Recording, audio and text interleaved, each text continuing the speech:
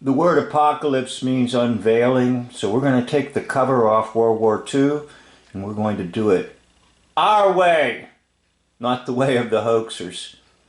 The bombing of Warsaw.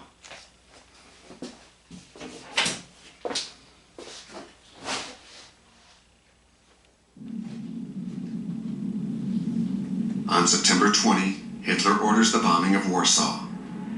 The city is surrounded, but still holding out.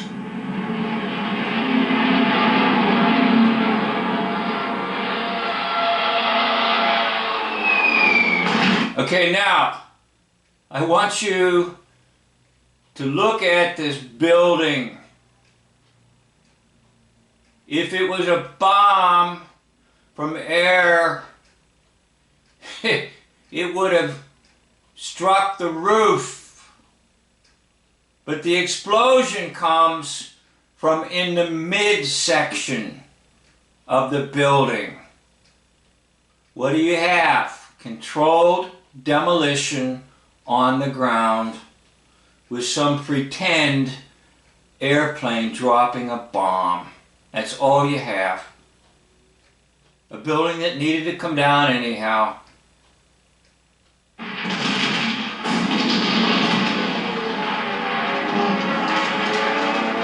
Okay, these films have been colorized, so they are trying to let on like the steeple here is burning tremendously, and maybe not, maybe it's just all added into the for drama effects, a lot of smoke everywhere. By the way, the noise, the added sound effects of the so-called bombs dropping make one good production. Okay, what do you see? Just a bunch of people running around, actors being told, look like something's happening. Now what's interesting, this gentleman here doesn't even look at the camera, and that's another clue, by the way. Ordinary people that are being filmed, they look at the camera. They look at the camera. They're fascinated by the camera. They don't ignore the camera. Actors ignore the camera. So they look genuine. Just some smoke. Why are they running across the street? What's the big deal? Why don't you stay on that side of the street?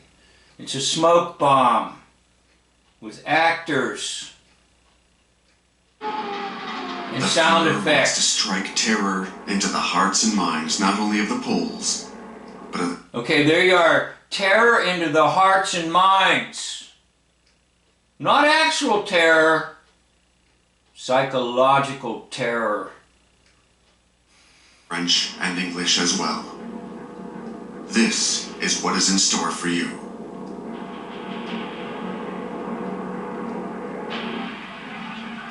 The world is horrified. In New York, the bombing of Warsaw is up in lights in Times Square. Okay, now once again, news, newspapers, noose, put a noose around your neck. They didn't really have internet, so they had this visual thing in Times Square. Now you just look up at it and you believe it. You weren't there in Warsaw, but you believe it because it's on the electronic billboard in Times Square. And on the front page of all the newspapers. Newspapers. So we're about to hear FDR, and what I want to say to you is this actor has played a lot of roles, and I pinned him. He also played Mayor LaGuardia in New York City. And that's why New York City got built up so much, because they were constantly getting money from the federal government. And he was playing a dual role. He was playing FDR, president, and he was also playing Mayor LaGuardia. of New York City.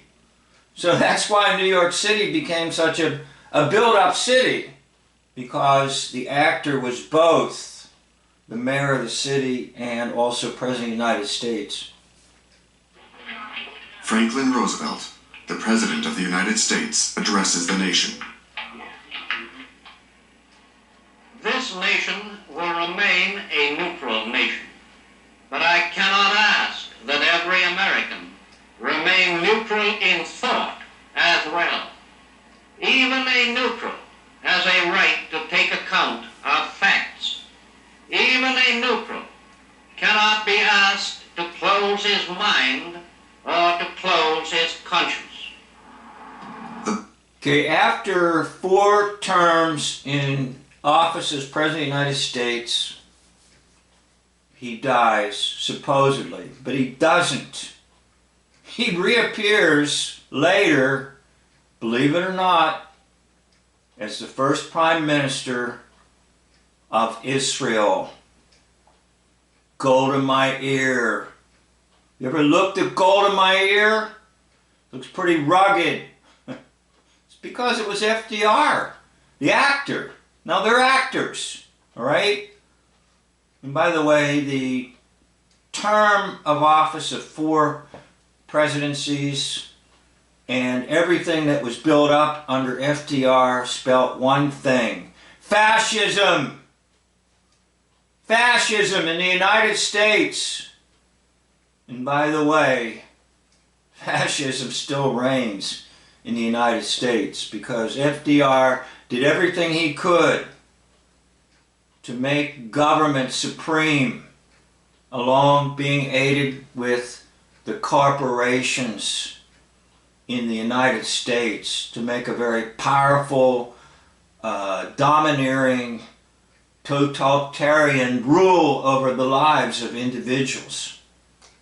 So now people believe Warsaw has been bombed, so every city is now afraid. And that's like a ripple effect of the terror and the fear that they create in their media atrocities. The of Warsaw showed how vulnerable the cities are. Paris sets about protecting its monuments and hides its museum's masterpieces out in the provinces. Okay, so maybe what's occurring is theft right in front of your eyes, hiding the masterpieces. They're just taking them out, and some wealthy person is putting them in their attic or basement. Don't you see?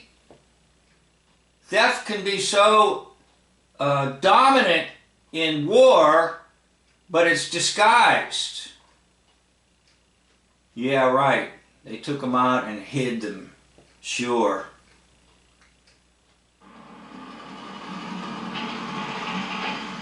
The Champ de Mars, at the foot of the Eiffel Tower, is dug full of bomb shelter.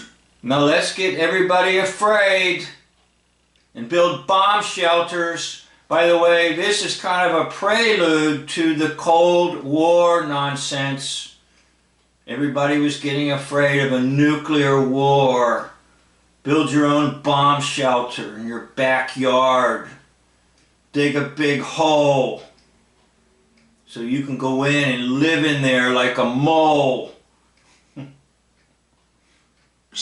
there are frequent air raid drills.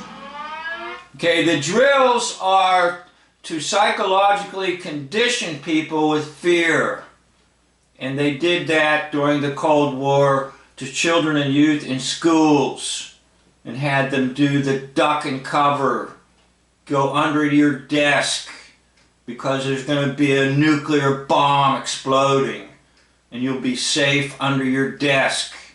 Well, it's psychological terror to a child or youth, and it's a psychological terror to anyone in the population to hear a siren and then run and go underground like a gopher or like a groundhog or like a mole.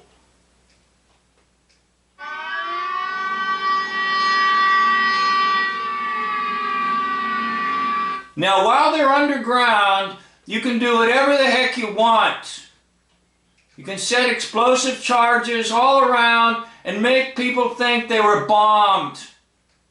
What do you think they did in London? Sent everybody into the subway stations. To do what? Well, so they could rig some charges and blow up some buildings and say, oh, the German bombers were overhead and bombed the heck out of us. Nonsense. Gas masks are compulsory. Now that's reminiscent of something right current. Not sure we're completely out of this particular hoax, but when we were in the middle of this hoax, I threatened to wear something like that in the public. I didn't do it, but I have a mask that you wear for, like, if you're working around dust and things like that, that's a little bit like that, and I thought, you know what, I should put this on and go to a restaurant. And everybody looks at me, why are you wearing that? I would have said, well, it's much more effective than just a handkerchief or a piece of cloth or a Kleenex on your nose. Well, I didn't do it, but I thought about doing it, trust me.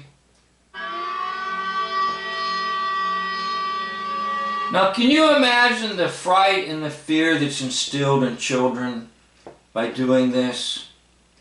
Can you imagine the fright and the fear that was instilled in the children recently because of all this nonsense?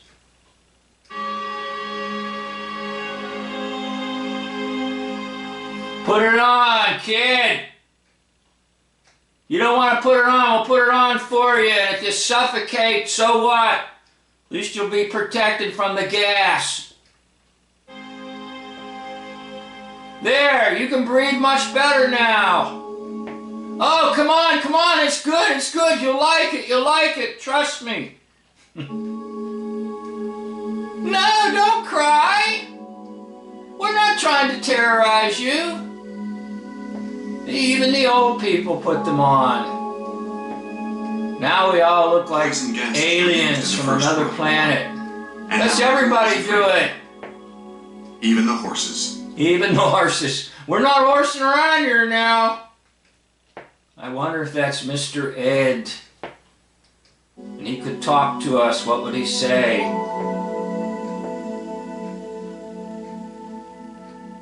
Well, there's a sugar cube in there somewhere. Okay. Thank you for watching, and if you got the end of the video, I'm always thankful for you getting to the end of my videos. Stay tuned for more Apocalypse of World War II.